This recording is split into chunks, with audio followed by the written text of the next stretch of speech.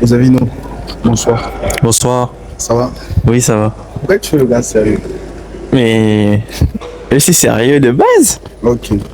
Alors, je ne sais pas si vous connaissez le média, ça s'appelle Ntila Webzi. Et l'objectif de ce média, c'est de mettre en avant tous les Gabonais qui s'en sortent partout dans le monde. Ça surprend parfois des gens. Souvent, on sort des profils qui sortent du Kazakhstan, des Gabonais en Tanzanie, au Kenya. Les gens disent, mais comment vous faites? C'est ma passion. Je suis passionné par mon pays et surtout ceux qui sont excellents et qui font bien. Et je pense que ce que vous faites, c'est incroyable. On ne vous le dit peut-être pas encore assez, mais vous êtes jeune, vous allez comprendre un jour. Représenter son pays, ce que vous avez là sur vous, c'est quelque chose d'extraordinaire, vraiment extraordinaire. Mais comme on dit, malheureusement, ce sont les sports mineurs, les gens ne s'en rendent pas encore compte. Qu'est-ce qui vous motive à vous lancer dans la natation? On va aller d'abord par... Ouais, exact. Par moi? Ok. Moi, personnellement, je n'ai pas eu un intérêt personnel à la natation. Je vivais avant dans un petit village qu'on appelle Gamba. Ok. Ah, tu es de Gamba, ok. Et ma mère travaillait pour Shell. Et Shell mettait à disposition de tous les enfants d'employés à Salah des cours gratuits. Et je me suis dit, pourquoi pas m'y lancer?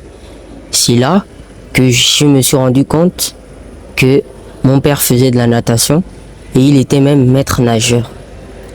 Donc il m'a appris à nager à l'âge de 3 ans. Et j'ai commencé par des triathlons. Ensuite j'ai enchaîné avec des duathlons. Excuse-moi, là je suis un illettré en natation. C'est quoi un triathlon? Un triathlon, c'est un enchaînement de plusieurs activités. On va commencer par la natation. Ensuite on va sortir de l'eau, on va faire une course. Et ensuite, on va prendre des vélos et on va faire de la bicyclette. Désolé, est-ce que c'est la même chose que le décathlon, par exemple, aux Jeux Olympiques? De tout en même temps. Oui, c'est à peu près ça. Et tout est chronométré. Tu dois sortir, mettre tes chaussures, etc. C'est à peu près la même chose. Ensuite, du duathlon, c'est à peu près le même principe, sauf qu'il n'y a pas la bicyclette. Et ensuite, j'ai fait des compétitions en eau libre. Ok. Les compétitions en eau libre, c'est quand tu fais des compétitions, mais pas dans un bassin, en mer. Désolé, tout ça, tu fais ça, tu es toujours à Gamba? Je faisais ça à Gamba. Ensuite, en partant de Gamba en 2018, je suis arrivé à Port-Gentil, plus grande ville, plus grand club, beaucoup de centres d'activité. Et je ne vais pas vous mentir, je n'ai pas eu le choix, étant donné que mon père était maître nageur. On m'a forcé à aimer la natation. Bon, maintenant que ça fait plusieurs années que tu pratiques, est-ce que tu aimes finalement la natation de toi-même? Oui, j'aime bien. J'aime vraiment la natation, pas parce que ça voyage, mais parce que quand je suis dans l'eau, j'ai l'impression d'être en face de moi. Comment dire, que je peux me voir moi, mes défauts et mes qualités. Ok. Est-ce que tu commences la natation très jeune comme Greg Ozavino? Oui, effectivement, je commence la natation très jeune, mais c'était pas dans l'objectif d'en finir là. Ok. C'était plus dans quel objectif? Juste pour te distraire? Je commence la natation quand j'ai 3 ans, comme Greg, et c'était dans l'objectif d'apprendre à nager. Donc, je sais pas nager, je reviens de l'Afrique du Sud, j'arrive au Saouti, je commence à nager. Tu reviens d'Afrique du Sud, tu dis? Oui. Ok, d'accord. Donc, j'apprends à nager. Et avec le temps, pour nous encourager, on fait des compétitions pour montrer aux parents qu'on s'améliore, quoi. Quand on commence à apprendre à nager, le reste. Mais j'ai fait 10 ans comme ça, 10 ans au moins. Et il y a 3 ou 4 ans comme ça, je voulais arrêter. Pourquoi? Dis-moi. Je voulais arrêter parce que ça me fatiguait déjà, on faisait les mêmes choses, on s'entraîne. Pour moi, en fait, la natation, j'aimais plus ça. Je voyais plus trop l'intérêt de faire la natation puisque je savais déjà nager. C'était ça mon objectif. Vraiment, les compétitions que l'on faisait, c'était vraiment pour montrer ce qu'on a appris, un peu comme des contrôles qui étaient pour montrer notre niveau scolaire. Donc, c'était la même chose qu'on faisait au Saouti, au Gabon. Donc, après, je suis rentré en club quelques années après, du genre 1 an après, je rentre en club. Mais même là encore, c'est la même chose, c'est juste qu'il y a plus de clubs qui sont avec nous et qui nagent avec nous. Donc, on fait toujours des compétitions, mais on n'est pas seulement entre nous. il y a d'autres personnes avec nous, de d'autres clubs, donc on se compare à d'autres personnes. Mais même là, dans mon milieu, je peux dire que pour mon âge, j'étais quand même assez bon dans le milieu là où j'étais. Mais en même temps, ça m'intéressait plus. Donc, quand finalement j'ai eu l'opportunité de sortir du club, c'est là que l'on a commencé à nous proposer de voyager. Donc, quand je veux sortir du club, mon coach me fait comprendre que l'année d'après, on va voyager pour des compétitions olympiques, le reste, que j'ai du potentiel, que je devrais rester. Donc, je réfléchis et effectivement, finalement, je décide de rester. Donc, je reste en club, je continue à m'entraîner et voilà où j'en suis aujourd'hui. Est-ce que toi, ça t'est aussi arrivé comme aux Avino de vouloir arrêter à un moment, vu que tu disais tout à l'heure qu'au début on t'a un peu forcé? Oui, je voulais beaucoup arrêter, notamment à partir de la 6e et la 5e. Je recevais beaucoup de critiques, notamment sur mon physique. Avant, je n'étais pas j'étais, on va dire, en surpoids. Et pour quelqu'un qui fait de la natation en surpoids, oui, comme vous, un peu plus même, un peu plus. Et vraiment surpoids. Et pour quelqu'un qui fait de la natation et qui est en surpoids, c'est vu entre parenthèses ringard. Désolé, mais qui se moquait de toi? Est-ce que ce sont tes amis en club ou tes amis de l'école qui ne pratiquaient pas la natation comme toi? Des fois, ça peut être des amis en club. Des fois, ça peut même être des parents à ces personnes-là. Où tu passes et tu entends. Ok. Et le moral, là c'est pour Rosavino, en tout cas on peut répondre tous les deux, ça dépend, hein. Mais le mental, ça joue beaucoup dans le sport. Et vous êtes très jeune, très très jeune, et vous commencez déjà à porter ce fardeau-là de représenter le pays à ce niveau. Je sais combien de fois tu parlais de critiques, un peu comment ça t'a affecté. Et toi également, c'était peut-être pas de critiques, mais je suis sûr qu'il y a eu des personnes comme ça pour les critiques. Et est-ce que, comment vous gérez ça? Comment vous arrivez à gérer, à vous motiver, à vous relancer, même quand vous êtes votre moral est très bas? Vous n'allez pas, hein? Moi personnellement, j'ai pas vraiment réussi des critiques, plus des remarques sur comment m'améliorer. Donc, mais en même constructive, négative qui peut être évolutive. Constructive. Mais pour moi, même les remarques négatives sont des remarques constructives. Donc, et en plus, porter le fardeau de représenter le pays, c'est pas vraiment un lourd fardeau pour moi. Genre, le fait de représenter le pays ne me dérange pas vraiment. En fait, et la natation aussi, c'est pas un sport que je pratique parce que j'aime. Parce que moi, j'aime vraiment le basket. J'aime le basket, pas la natation. Mais si je continue la natation, c'est vraiment parce que j'aime bien découvrir de nouveaux milieux. Ça, c'est un. Deux, parce que j'aime bien le sport en général. Cette sensation de pratiquer du sport, de s'offrir aux entraînements et d'avoir un objectif. Cette reconnaissance, parce que quand tu atteins ton objectif ou quand tu perces dans un milieu, tu reçois de la reconnaissance. Ou reconnaître que tu as réussi ou que tu as atteint ton objectif. C'est ce que j'aime bien dans ce sport. Le basket, j'aime bien ce sport. Oui, mais je le pratique pour le fun. Mais sinon, en général, le sport, moi, je le pratique pour le fun. C'est juste que la natation, c'est vraiment parce que je le pratique, je m'améliore. J'aime bien cette sensation de faire du sport, tout simplement. C'est vraiment amusant pour moi. Ouais. Oulala. Comme vous pratiquez la natation, on peut dire que vous faites ça depuis, moi, là, maintenant, on va un peu détendre l'atmosphère. Moi, je ne sais pas nager. Tu vois, je me moquer de toi pour quelque chose. Là, maintenant, si tu peux te moquer de ça. Je ne sais pas nager et j'ai la chance d'être en face des athlètes. Je ne sais pas si, on ne va pas dire que vous êtes déjà professionnel, mais vous tendez vers ça. Quels sont les conseils que vous pouvez me donner à moi et aux gens qui vont regarder cette échange, cette interview?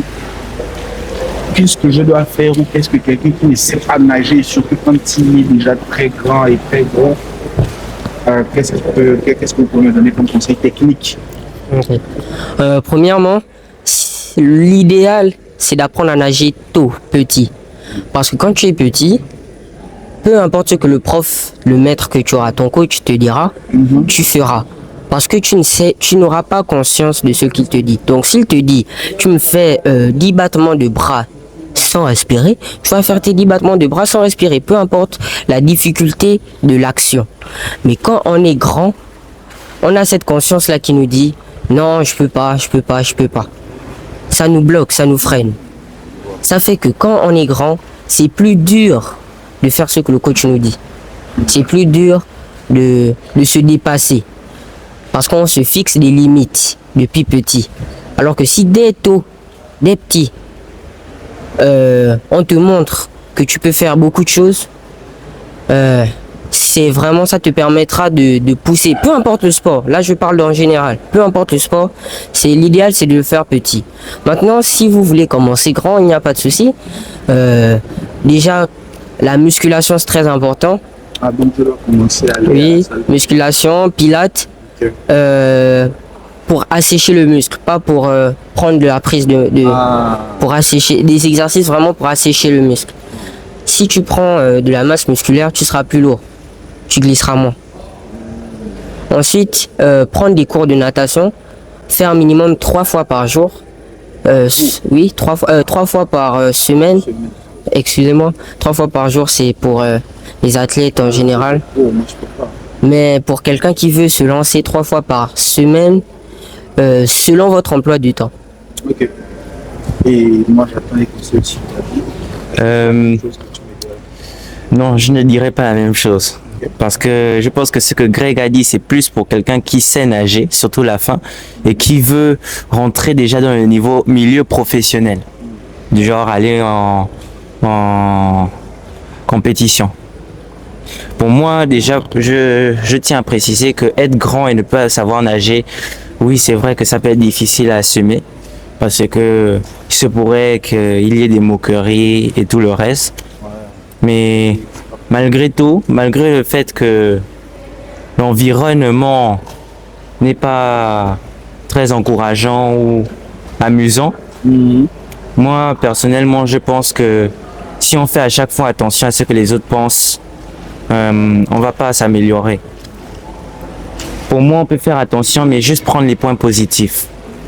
Par exemple, si on te moque de toi parce que tu sais pas nager, tu peux juste retenir que tu ne sais pas nager. Pas que on s'est moqué de toi. Donc c'est pour cela tout à l'heure je disais que même les critiques négatives sont des critiques positives pour moi. Donc voilà. Et l'idéal ce serait d'apprendre à nager, de simples petits mouvements. Apprendre à flotter. Parce que nager et flotter c'est pas la même chose. Pour moi flotter c'est ce que les enfants vraiment de 5 ans et tout ça font. Mais nager c'est vraiment ce qui se passe là dans cette piscine. Flotter, pour moi, je pense que, d'après moi, la natation ne se résume pas qu'à flotter, certes, mais flotter fait partie de ce que l'on fait ici. En fait, c'est On flotte et on nage. la première chose à faire. C'est la toute première chose à apprendre, c'est la respiration. C'est très important la respiration.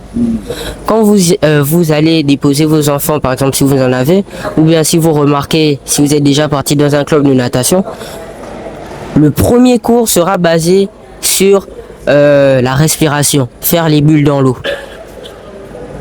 Toujours et toujours apprendre à respirer. L'objectif à la fin c'est quoi? Que tu puisses nager tout en respirant de manière aérodynamique. C'est quoi ça? Ça fait aérodynamique. Comment vous expliquez le terme? Non, c'est des termes que j'entends souvent. Est-ce que c'est la même chose que dans la mécanique et tout? Parce que c'est des termes que j'entends souvent dans la mécanique physique. Ok, aérodynamique, c'est-à-dire ton corps est face à une matière, à un corps, ton corps glisse, il pénètre de manière fluide. Ok, je vois.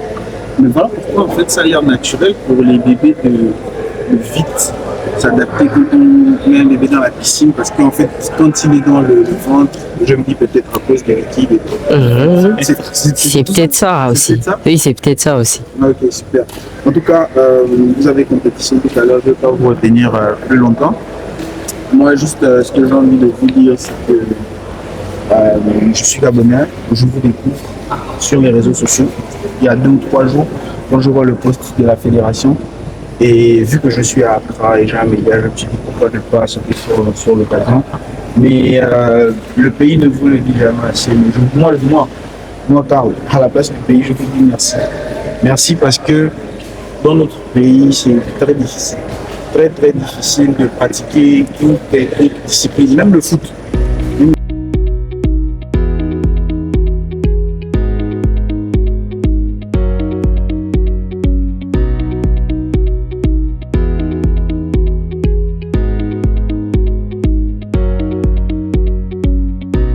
Manger en fait, je vais disséquer les étapes. Ok. Plongeant, pousser, poulet, modulation, la reprise de marche et le sprint. Ok. 2 fois sur 25. Et c'est eux, Craig et Osavino, c'est quoi je sais pas, c'est quoi la différence, le 100 mètres, le 25 mètres? C'est juste les distances. Juste les distances. Le 25 mètres, on ne veut pas trop les fatiguer. On les fait nager en sprint sur 25 mètres. Et ensuite, on souplesse. Sinon, normalement, chacun d'eux fait ou a fait 50 mètres. Ils ont dragué hier 50 mètres, avant-hier 50 mètres d'eau. Ce sont 3 jours. Hier, 50 mètres d'eau. Aujourd'hui, il a eu 50 mètres papillon. Lavino a eu hier 50 mètres brasse, aujourd'hui 50 mètres papillon. Demain, ils auront 50 mètres nagés tous les deux. Ok. Et est-ce qu'en natation, ça peut être, bon, je sais pas trop l'athlétisme, hein, mais est-ce qu'en natation, on peut se spécialiser, c'est-à-dire, on veut juste être dans le papillon et juste en 100 mètres ou en 50 mètres? Ok. Et comme nous sommes au niveau de la construction de structuration de la fédération, on veut ratisser large. On veut emmener le nageur à nager le plus de nage possible, surtout dans des compétitions comme des compétitions de zone, qui sont des compétitions d'exposure, qui permettent aux enfants de pouvoir découvrir leurs compétences face à d'autres enfants dans plusieurs nages différents. Les enjeux sont moins importants que par exemple le championnat d'Afrique, qui vont regrouper tous les pays d'Afrique. Là, la zone 2 regroupe 22 pays, donc c'est les enjeux qui peuvent se permettre de faire encore certaines erreurs qui seront moins préjudiciables qu'au championnat d'Afrique, ou au championnat du monde, ou au championnat ou aux Jeux olympiques. Ok. On profite de la zone 2 pour pouvoir faire le maximum de nages. Par exemple, Noélie, elle est inscrite en 13 nages. 13. 13. Ok.